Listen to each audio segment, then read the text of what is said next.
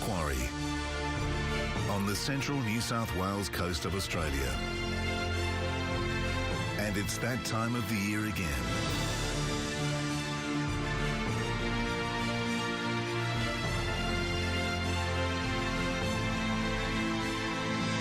Those who participate in this great race will claim it is the toughest test of endurance in this country. And the lie of the land certainly supports their case. It all starts with a 3.8 kilometre Blue 70 swim leg. Swimming between the mainland and Pelican Island, athletes will do 2 laps of this looped course. They then head out onto the cycle. 180 kilometres of pure pain. Cycling south all the way past Bonny Hills to Laurieton. The terrain certainly not flat. They will then head all the way back to Port Macquarie, through town, and then do it all again. Finally, the K-Swiss Marathon. 42.2 kilometres broken into 4 laps of what should be a reasonably fast course.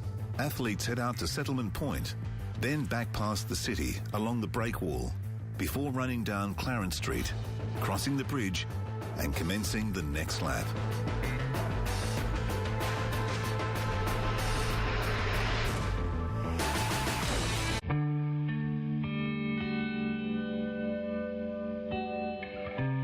For yet other age groupers making the start line is an achievement in it.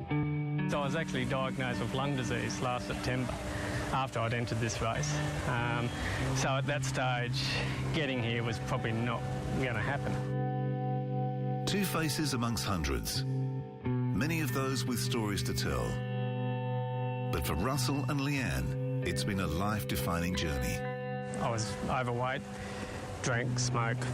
I'd had a stroke when I was 36 and I was gone. My brother had given me mouth-to-mouth until the ambos arrived, and for some reason unbeknownst to the doctors, I actually had a full recovery within about 3 months.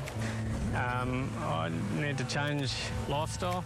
A mate of mine had been doing this for quite a few years, and my son's a cyclist, so he got me into cycling, and then one thing led to another. And that's where I am today. Russell was supposed to be doing it last year and had to pull out because he got sick. So we come down to support our friends anyway. We're sitting up in the grandstand at the finish line.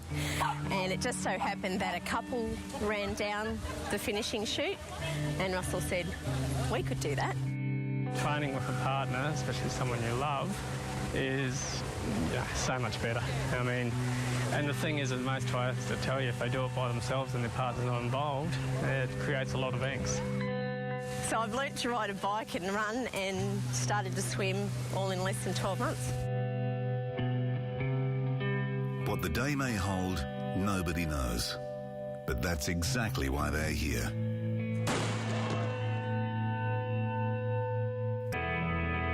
Not long into the bike, Leanne had become violently ill.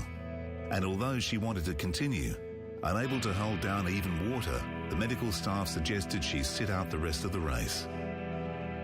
Now, out of the ambulance, her thoughts have turned to her partner, Russell.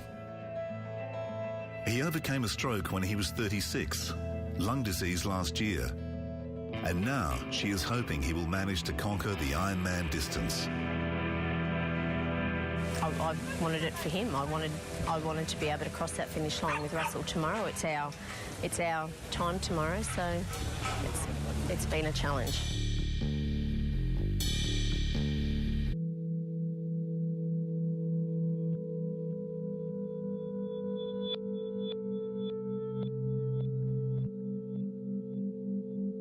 The dusk turns to darkness, and the long day stretches on. Many are still left out on the course, and for one of our age groupers, it will stretch on longer than most. After having to pull out of the race and spend time in the medical tent, Leanne has managed to find Russell's family on the edge of Port Macquarie's dark waters.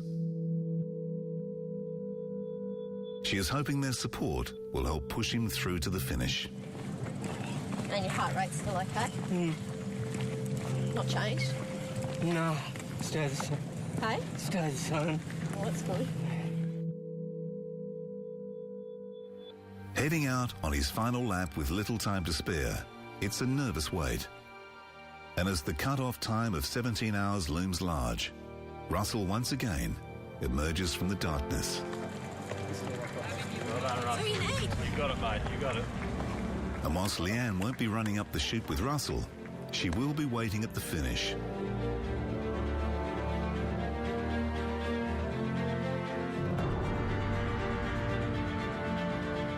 But with no way to get updates on Russell's whereabouts, every new arrival has Leanne on edge.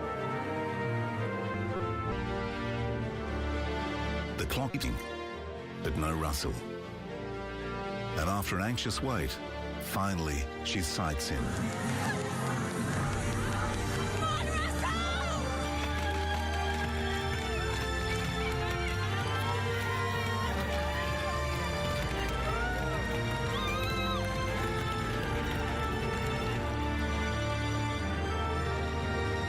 And after moments of confusion, wondering where his beloved is, the message finally arrives.